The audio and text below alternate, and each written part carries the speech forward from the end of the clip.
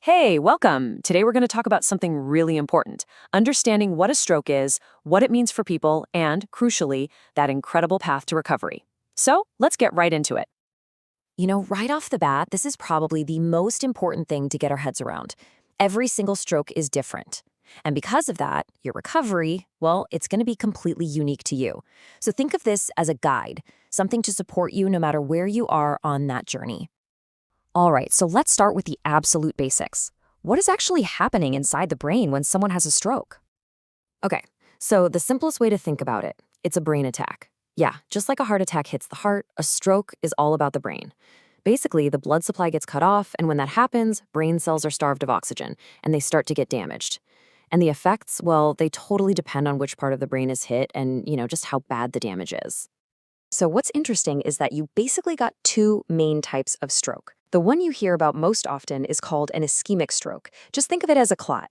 A blood vessel in the brain gets blocked up and boom, no blood can get past. Then you've got the other kind, a hemorrhagic stroke. You can think of this one as a bleed. This is when a blood vessel actually bursts in or around the brain. So see, they both mess with the blood flow, but they're caused by two totally different things. And the impact of a stroke, wow, it can be huge. It's not just physical. It can affect your body, your mind, and your emotions. The whole shebang, really. Okay, let's first talk about the stuff you can't always see on the outside. These are often called the hidden effects, and honestly, they can be the toughest to deal with. We're talking about this deep, deep fatigue that isn't just about being tired. Sleep doesn't touch it. Or maybe sudden feelings of anxiety, or just feeling really low. You might even see changes in behavior, like becoming more irritable. There's also something called emotionalism, which is, where you might find yourself crying or laughing at times that don't quite fit. It can be super confusing, not just for the person going through it, but for their family too.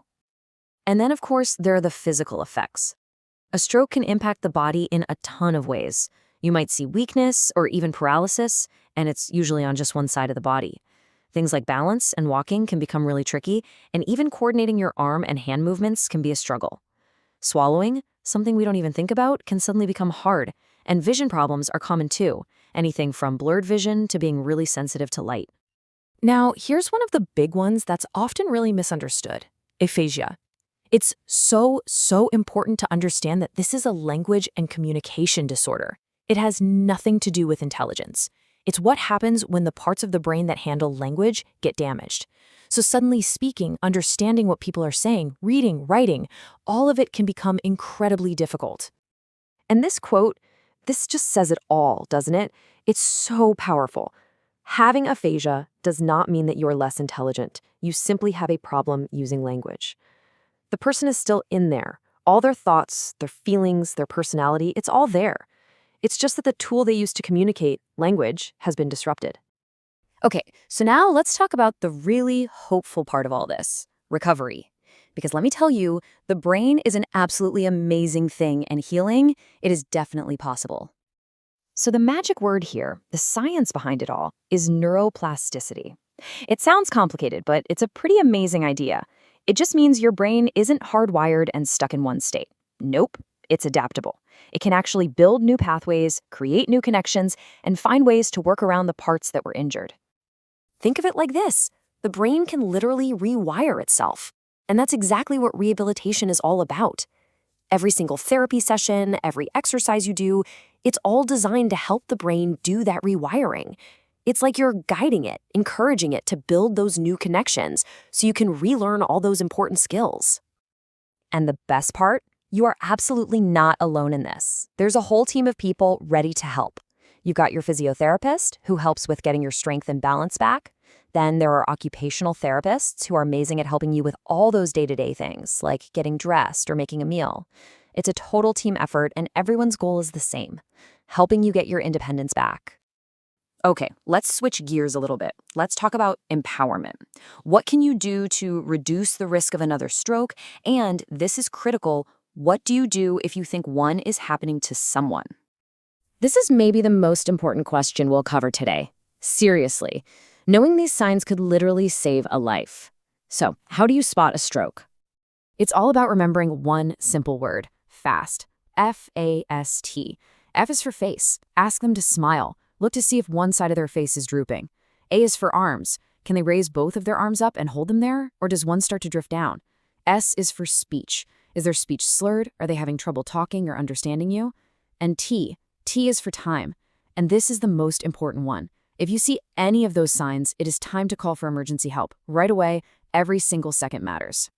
Now, besides the FAST test, there are a few other things to look out for.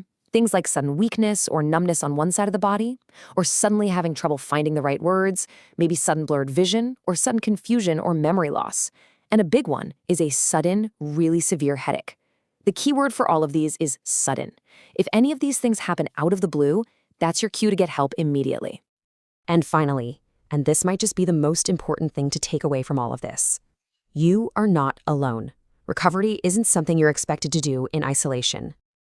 It is so common for stroke survivors to feel isolated, especially at first. Your whole world can feel like it's been turned upside down, but talking about it, connecting with people, that is a huge part of healing. Whether it's your family, your friends, or maybe most powerfully, other survivors who just get it, that connection is everything. And look, there's professional help out there too. The Stroke Association has some really fantastic resources. There's a helpline you can call, an email address, their website, and even an online community where you can talk to people who've been in your shoes. So please, don't ever feel like you have to go it alone. Reach out. So let's end on this thought. We've seen that the signs of a stroke are clear, and the need to act quickly is just undeniable. Knowing all this stuff isn't just about you. It means you're equipped to help anyone, your family, your friends, someone in your community.